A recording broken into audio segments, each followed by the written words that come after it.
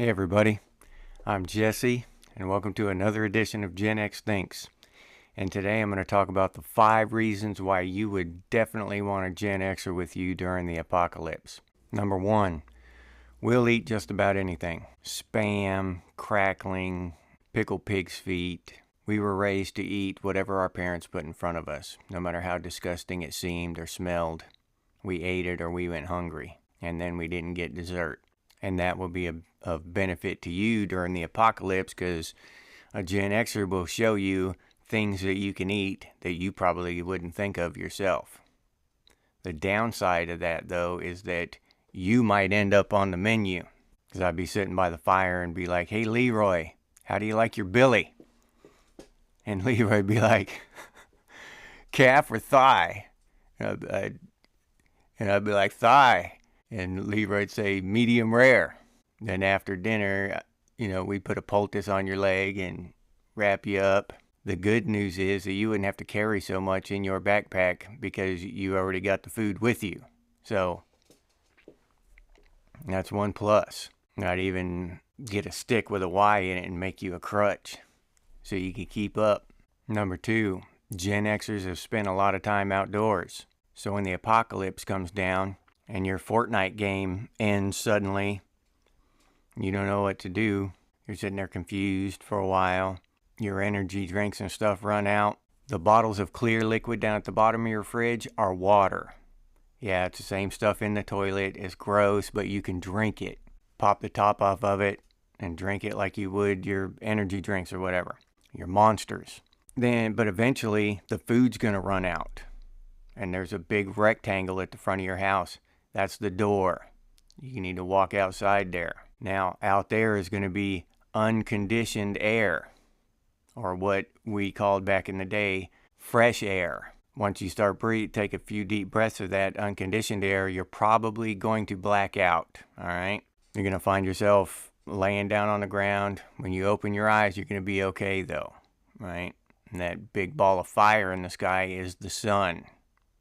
I know it looks different than it does in Fortnite or Call of Duty, but that's the real sun. Now look around you and you're going to see somebody acting like they're on a video game, looting corpses and stuff. That's a Gen Xer, comfortable outside, doing survival stuff. And you're not going to want to just run up there and try to befriend this person. Gen Xers do not befriend. We don't make quick friends and stuff. So unless you want to be unconscious again, wake up staring at the sun again, don't run up there trying to be old friendly Bob, right? You need to just act like that's a savannah lion or something, and keep your distance until that Gen Xer becomes accustomed to your presence, right? And eventually, maybe you can hook up and learn some survival skills from that person. Number 3, us Gen Xers have watched every disaster movie. Every single one. We started watching disaster movies as children, and we've been watching them all the way along.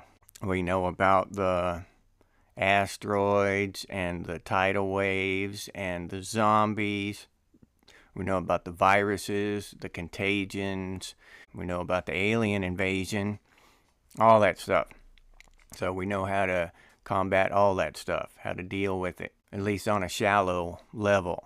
Because all of those were actually, that's Hollywood teaching us how to survive that stuff. Those are documentaries about survival, not just entertainment. And Gen X understands this. So all you need to do is find, some grenades and stuff. Maybe a rocket launcher or a tank or something. You'd be all right.